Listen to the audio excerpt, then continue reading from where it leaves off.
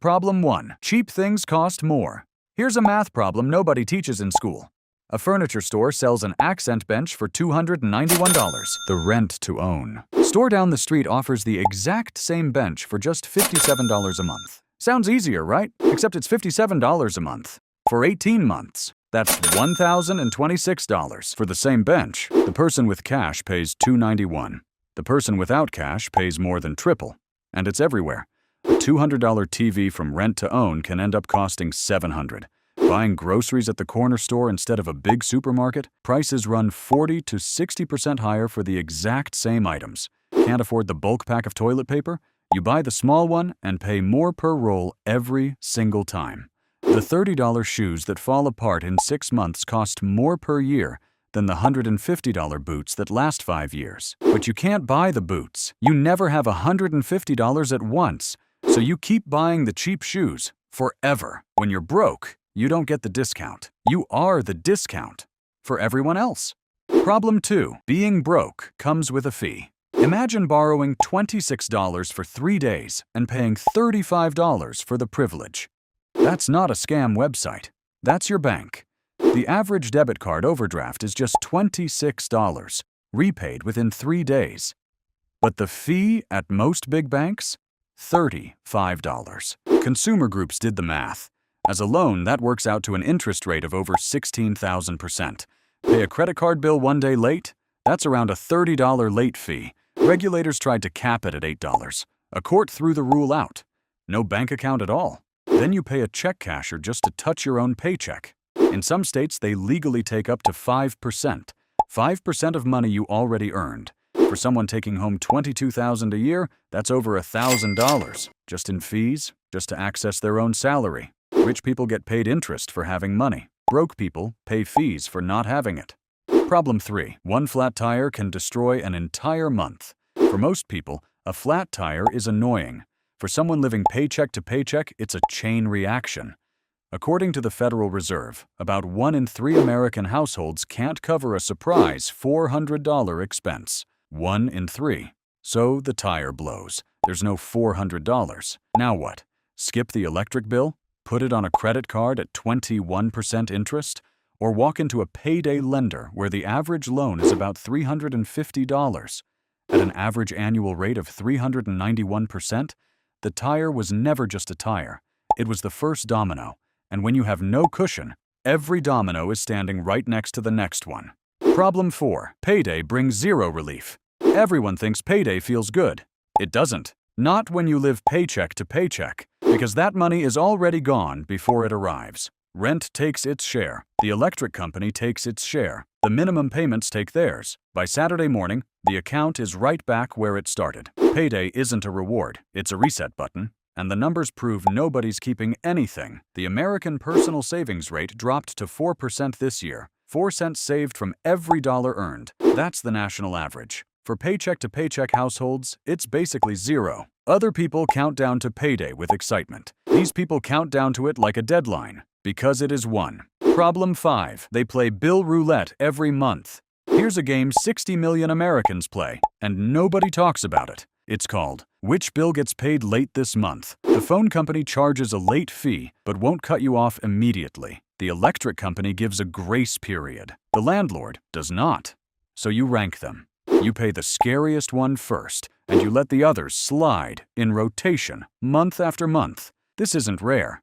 72% of Americans say they struggle to pay their monthly bills, and nearly half missed at least one payment in the past year. The most commonly skipped? Utilities, phone, and cable. From the outside, it looks like irresponsibility. From the inside, it's a spreadsheet in your head, running 24/7, calculating exactly how late you can be before something gets shut off. Problem 6. Getting sick is not allowed. Roughly 1 in 5 American workers gets 0 paid sick days. For them, a fever isn't a health problem, it's a math problem. Miss 1 shift and that's $100 gone. Miss 3 and that's the rent.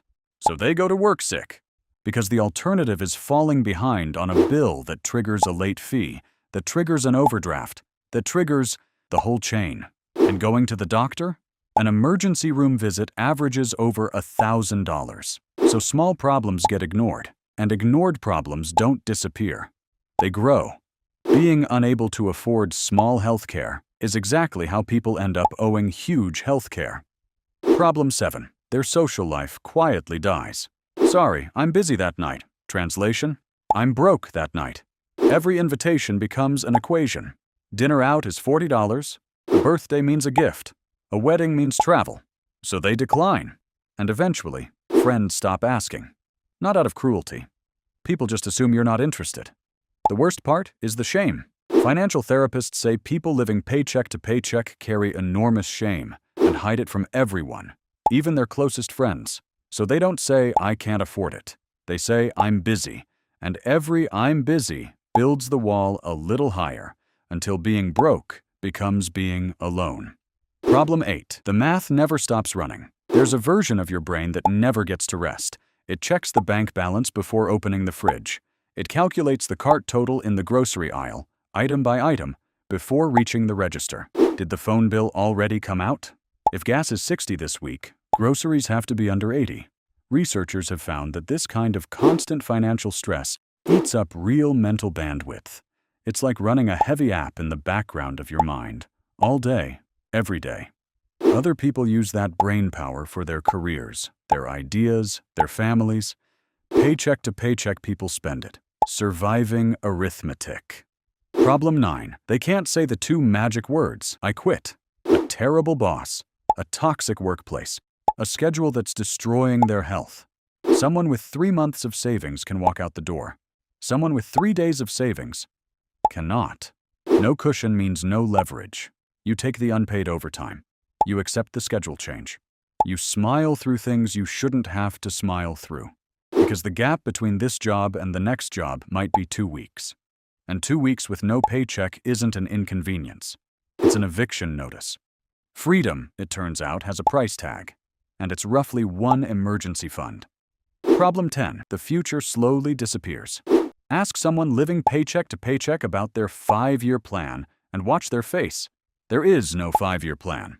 There's a Friday plan. Retirement? A word from another planet. Vacation? Maybe next year, which is what they said last year. Even saving feels pointless because every $20 set aside gets eaten by the next emergency before it can grow. And here's the part that should scare everyone. This is not just a low-income problem anymore. 62% of American households now report living paycheck to paycheck. Different paychecks. Same trap. The house gets bigger, the car gets nicer, and the distance to the edge stays exactly 1 paycheck wide. And nearly half of Americans earning over $200,000 rely on credit cards just to make ends meet. If you recognized yourself anywhere in this video, understand this. You're not lazy, and you're not bad with money. You're standing in a system where being broke is expensive, and being secure is cheap. That's the hidden side. Because every life has a side nobody sees. A Goldman Sachs report found that 41% of people earning $500,000 a year say the same thing.